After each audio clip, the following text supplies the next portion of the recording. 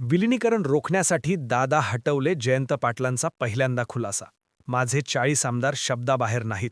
अजित पवारांचा हा विश्वास अंगलट आला. जयंत पाटील विलिनीकरणाचे साक्षीदार. बैठका आणि विलिनीकरणाची माहिती पटेलांना होती. पवारांनी तारीख उलटून दिली नाही. दादांची शेवटची इच्छा अपूर्णच. नेमकं घडले आहे काय? एनसीपीचं विलिनीकरण होणार होतं तर मग पटेल, तटकरे, मुश्रीफ, भुजबळ यांसारख्या नेत्यांना माहिती नव्हतं का, असा प्रश्न जयंत पाटलांना एका मुलाखतीत केला गेला. आणि ज्यावरती बोलायचं नाही अशाही मुद्द्यांवरती बोलणं जयंत पाटलांनी सोयस्कर समजलं. आजचा हा विषय एक घाव आणि दोन तुकडे करणार आहे. अजित पवारांची हत्या झाली का? अजित पवारांचा अपघात होता का? अजित पवारांचा घातपात तर नाही ना? असे अनेक प्रश्न राजकीय वर्तुळामध्ये. कारण म्हणजे अजित पवार जाण्याआधीची टाईमलाईन. महानगरपालिका निवडणुकांचं इलेक्शन होतं. याच इलेक्शनमध्ये पुण्यामध्ये अजित पवार विरुद्ध भाजप असा टोकाला संघर्ष गेला होता. आमदार महेश लांडगे यांनी अजित पवार हे काय मोठे नेते नाहीत, काकांच्या जीवावर आहेत, भ्रष्टाचार लपवण्यासाठी पक्षात आलेत, असं बरंच काही ते बोलत होते.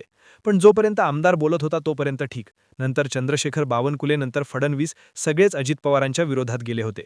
आणि तेव्हापासूनच अजित पवारांनीही भाजपपासून 2 हात लांब व्हायचं असं ठरवलं असावं.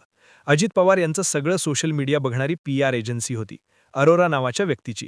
हाच नरेश अरोरा नावाचा व्यक्ती आज भाजपचा माणूस आहे की काय, हा प्रश्न तयार झाला.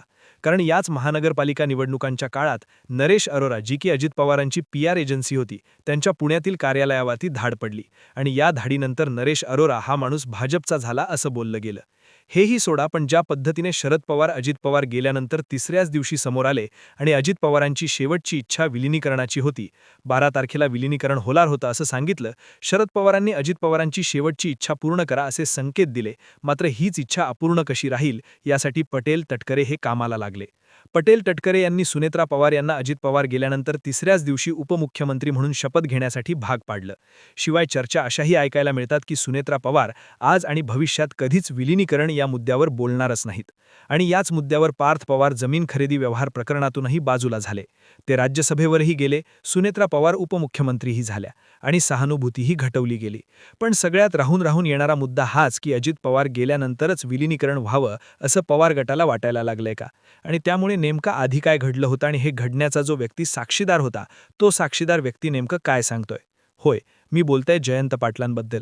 जयंत पाटलांनी एका मुलाखतीमध्ये हा खुलासा केलाय की त्यांच्याच घरी सर्व बैठका झाल्या. अजित पवारांनी या संदर्भात त्यांच्या महत्त्वाच्या नेत्यांना सुद्धा माहिती दिली होती, असं स्वतः दादांनी सांगितलं. तसंच अजित पवारांनी आपल्यासोबत येण्यासाठी आग्रह केला होता, असाही दावा त्यांनी केला. विलिनीकरणाच्या बैठकीला अजित पवार त्यांच्या बाजूने एकटेच का असायचे असं विचारल्यानंतर त्यांनी सांगितलं की 17 तारखेची जी बैठक होती आणि 16 तारखेला माझ्या घरी झालेली बैठक, त्यावेळी सगळे इथे होते. साहेबांच्या घरी जाऊन फक्त तारीख ठरवायची यासाठीच बारामतीला गेलो होतो. अजित पवारांचं म्हणणं होतं की मी निर्णय घेतला की माझे 40 आमदार मी म्हणेल तसंच वागतील, याबाबत शंका नाही. एकदा अंतिम निर्णय झाल्यावर मी त्यांना बैठकीत बोलावतो आणि घोषणा करतो असं त्यांनी म्हटलं. दुसऱ्या दिवशी असं करू अशी चर्चा झाली. माझ्याच घरी सगळ्या बैठकाही झाल्या आणि त्याच नंतर हे सगळं घटनाक्रम घडला. आता विचार करा, 28 जानेवारी ही ती तारीख आहे ज्या दिवशी अजित पवारांचं निधन झालं. 16-17 तारखेला बैठका होत होत्या, म्हणजे जवळपास 10 दिवस आधी. मग 10 दिवसांमध्ये असं काय घडलं की ज्यामुळे अजित पवार हे विलिनीकरणाची घोषणा करू शकले नाहीत?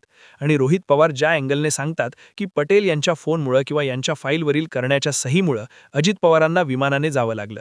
या विमानाचा मालक असणारा VK सिंग आणि प्रफुल्ल पटेल यांचे संबंध आहेत.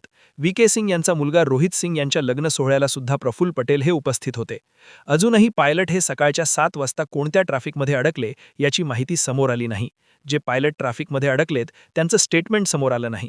अजित पवार विमानामध्ये बसण्याचे फुटेज समोर आलेले नाहीत. आणि हे सगळं घडण्यामागचं कारण होतं विलिनीकरण. हेच विलिनीकरण नको म्हणून एवढा मोठा डाव खेळला गेला का? प्रश्नाला प्रश्न आजही जशास तसा आहे.